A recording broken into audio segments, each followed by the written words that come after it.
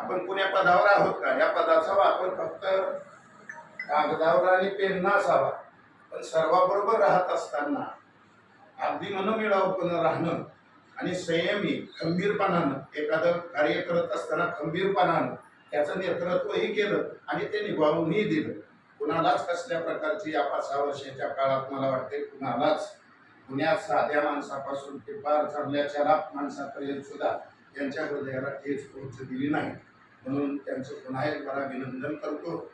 आणि जात असताना तशाच पद्धतीची व्यवस्था साहेबांनी आमच्यासाठी करून दिली, त्याही बद्दल आपलं अभिनंदन आहे. तुम्ही आलात, अतिशय आनंद आहे.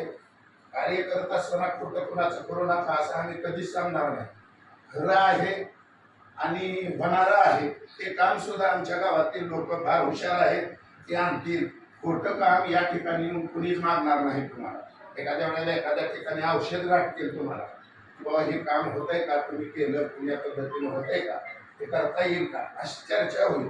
आणि तुम्ही सुद्धा राहत असताना साहेबाकडून तुम्ही आणून ठेवण्यासारखं असं तुम्ही जोपर्यंत इथं आहात तोपर्यंत तुम्ही एवढंच करायचं, सूर्यवंशी साहेबाचं नाव न गेलं पाहिजे. कारण त्यांचं नाव तुम्हाला व्हिडिओ साहेबाला त्यांनी सांगितलं.